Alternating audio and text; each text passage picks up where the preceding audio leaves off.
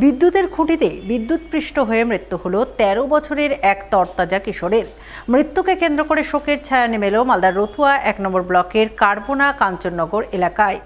ঘটনায় বিদ্যুৎ দপ্তরের উদাসীনতার কারণে মৃত্যুর অভিযোগ তুলে ক্ষোভ প্রকাশ করলেন মৃতের পরিবারবর্গ। জানা গেছে, মৃত কিশোরের নাম আশরাফুল হক, বয়স ১৩ বছর। সে রতুয়ার ভাদো বটতলা আদর্শ হাই মাদ্রাসার ৭ম শ্রেণীর ছাত্র ছিল। পরিবার সূত্রে খবর, শনিবার সকালে সে বন্ধুদের সঙ্গে বাড়ির পাশে খেলাধুলো করছিল। খেলাধুলোর সময় বিদ্যুতের খুঁটিতে হাত দিতেই সে জ্ঞান হারিয়ে অসাড় অবস্থায় পড়ে থাকে, যা দেখে গ্রামবাসীরা তৎক্ষণাৎ এগিয়ে গিয়ে বাঁশ দিয়ে কোনো রকমে ওই কিশোরকে বিদ্যুতের সংস্পর্শ থেকে আলাদা করেন। এরপর তড়িঘড়ি তাকে নিয়ে রতুয়া গ্রামীণ হাসপাতালে ছুটে যান, কিন্তু চিকিৎসক মৃত বলে ঘোষণা করেন।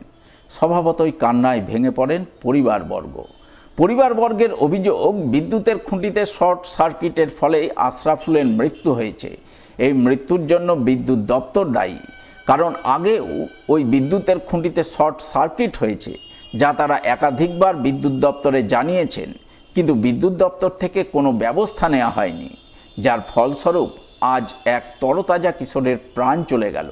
তাই তারা বিদ্যুৎ দপ্তরের কাছে ক্ষতিপূরণ দাবি করছেন। বাচ্চাটা বাড়িতে খাওয়া দাওয়া করেছিল, সুস্থভাবে খাওয়া দাওয়ার পর খেলতে এসেছিল ছেলেপিলে, ৩-৪টা ছেলে ওখানে খেলাধুলা করছিল। খেলাধুলার পর বাচ্চাটা ওখানে হাত দিয়েছে, খেলতে খেলতে হাত দিয়ে দিয়েছে, যেমনি তেমনি বাচ্চা পড়ে গেছে। আবার ছোট বাচ্চাগুলা বাড়িতে অবজেকশন করেছে যে আশরাফুল হক ওখানে মৃত্যু হয়ে গেল, কারেন্টে শর্ট মেরে দিয়েছে। তেমনি তাড়াতাড়ি এসে দুটা মেয়ে ছেলে এসে ওখানে বাঁশের বাড়ি গুতা মেরে তখন বাচ্চাটাকে ছুটালছে। ছুটার পর আপনারা ওরা তখন বরদাস্ত করতে পারলেন না, আবার বাইরে ডাক্তারকে দেখাইতে পারলেন না, পার্সেলেন ডাক্তারকে এখানে নিয়ে চলে এলো হসপিটাল বাহাবই। এবার হসপিটালে আনার পর রাস্তাতে বাচ্চা এবার এলো কি এখন এখানে ঢুকে মৃত্যু হলো, ওটা কিন্তু আমরা কিছুই বুঝতে পারলাম না তখন হসপিটালে ঢুকিয়ে দেওয়ার পরে। এর আগে 3টা হয়েছে, 2টা ছেলে হয়েছে, ওখানে কারেন্টে শর্ট মেরেছে, একটা মেয়ে হয়েছে। যেটা পোল থেকে মরেছে বাচ্চাটা, ওখান থেকে আরও খানিক আগে ওখানেও কিন্তু শর্ট মারছে, ওখানেও কিন্তু কারেন্টে আর্থিং হচ্ছে, ওখানে কিন্তু লাইন পাওয়া যাচ্ছে না। তবু ওখানকার অবজেকশন জানালছে সুদ্ধা, 2বার করে জানা গেছে, 2-3বার করে যে কারেন্টটা ঠিক করে যাও, কিন্তু গুরুত্ব দেয়নি। আজকে যখন ছেলে মরে গেছে ছেলে, তখন আজকে আসছে ঠিক করতে। আজকে যেমনি শোনার পর ঠিক করতে চলে যাচ্ছে। হ্যাঁ, ঠিক করে এসে তখন এখানে আসছে। আগে এখানে আসার প্রয়োজন না, আগে ওখানে কারেন্ট ঠিক করার প্রয়োজন, আগে বাচ্চাটাকে দেখার প্রয়োজন না, আগে কারেন্টটা ঠিক করার প্রয়োজন। এতদিন করেনি, এখন করতে যাচ্ছে। এর জন্য কাকে দায়ী করছেন আপনারা? বিদ্যুৎ দপ্তরকে দায়ী করবো। সাদেককে দায়ী করবো কি বিদ্যুৎ দপ্তরকে দেয়? সাদেক। আপনারা চাইছেন কি? আমরা বাচ্চাটার ক্ষতিপূরণ চাইছি। হাসপাতালে ডিউটি করার সময় রোগীর পরিবারের সদস্যদের হাতে আক্রান্ত হলেন চুক্তিভিত্তিক অস্থায়ী নিরাপত্তা কর্মীরা। এক পুরুষ নিরাপত্তা কর্মীকে চড় মারা সহ এক মহিলা নিরাপত্তা কর্মীকে চুলের মুঠি ধরে বেধড়ক মারধর করার অভিযোগ উঠল জনকয়েক মহিলার বিরুদ্ধে। শুক্রবার বিকালের দিকে ঘটনাটি ঘটেছে মালদা মেডিকেল কলেজ হাসপাতালের মাতৃমা বিভাগের সামনে। ঘটনায় আক্রান্ত এক চুক্তিভিত্তিক অস্থায়ী মহিলা নিরাপত্তা কর্মী বর্তমানে গুরুতর আহত অবস্থায় হাসপাতালে চিকিৎসাধীন। ঘটনায় হাসপাতালের অস্থায়ী নিরাপত্তা কর্মীদের অভিযোগ, তারা প্রতিদিনের মতো শুক্রবার বিকালেও মাতৃমা বিভাগের সামনের গেটে ডিউটি করছিলেন।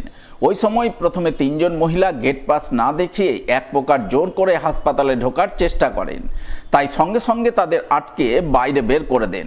এরপর 2 মহিলা গেট পাস দেখিয়ে হাসপাতালে ঢোকেন, কিন্তু এক মহিলা গেট পাস দেখালেও রোগীর নাম ধাম কিছুই বলতে পারছিলেন না, তাই তাকে রোগীর নাম ধাম কোথায় ভর্তি আছেন তা জেনে আসতে বলেন।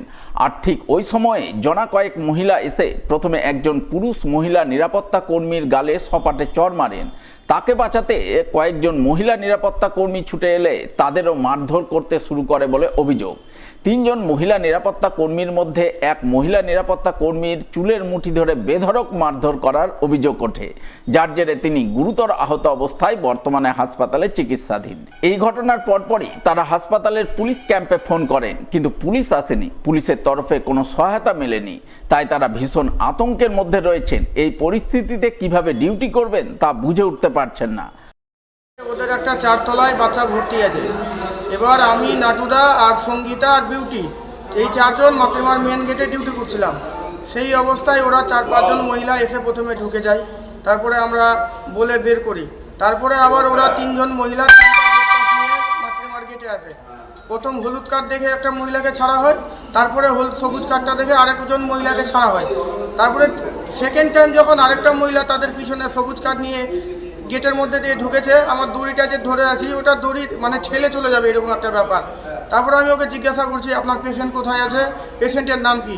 তো ও বলছে যে আমি বলতে পারবো না আমার পেশেন্ট কোথায় আছে, আর আমি বলতেও পারবো না যে আমার পেশেন্টের নাম কি। এই বলে গেট পাসটা আমি নিয়ে রাখলাম যে পেশেন্টের নাম জেনে আসো, তারপরে আমি গেট পাসটা দিব। তারপরে ওই মেয়েটা নিচে নামলো, নিচে নেমে আরেকটা মহিলাকে নিয়ে এসে আমার গালে এসে সপাটে একটা থাপ্পড় মারে। এবার এটা দেখে যখন সঙ্গীতা বলে একটা মেয়ে আমাদেরই সিকিউরিটি, ওই যখন আমাকে বাঁচাতে এসেছে তখন ওরা 5-7 জন মিলে সঙ্গীতাকে টেনে নিয়ে গিয়ে হিচড়ে একবারে চুলের মুঠি ফুটি ধরে নাক টাক দিয়ে রক্ত বের করে মারতে শুরু করেছে। তখন আমি তো ছেলে মানুষ, মহিলাদের গায়ে হাত দিতে পারি না।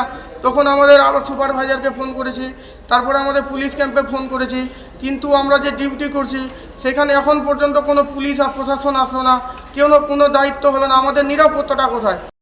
আমি ছিলাম এমজিতে ডিউটি, মানে মাতৃমার উপরে। তারপর যখন ঝামেলা হয়, চিৎকার শুনতে পাই, তখন আমি নিচে আসলাম। তার আগে আমাদের যে ছেলে সিকিউরিটি ছিল তাকে তো মেরে দিয়েছে। তারপরে আমাদের যে সিকিউরিটি মেয়ে আছে ওকে তো বেদরও মার, মানে আমি ছোটাতে যাচ্ছি যে ছোটাতে পারছি না, এইভাবে মারছিল। কজন মিলে মারছিল? 5-7 জন ছিল, বেধরক মারছিল, পিঠে মেরেছে, চুল পুরো টেনে ধরেছে। এবার ওই মেয়েটাকে যে ছুটাতে যাচ্ছি, মানে ওকে ছুটাতেই পারছি না, কিছুতেই ছুটাতে পারছি না। সেই মুহূর্তে যখন আমরা পুলিশ ক্যাম্পে ফোন করি, পুলিশ ক্যাম্প থেকে কোনো রেসপন্স নাই। পুলিশ ক্যাম্প যে আসবে আমাদের সহায়তা করবে তার কোনো নাই। এবার আমরা কাকে এগুলো জানাবো? আমাদের তো জানানো উচিত। আমরা কার উপর নির্ভর করে এই ডিউটিটা করব?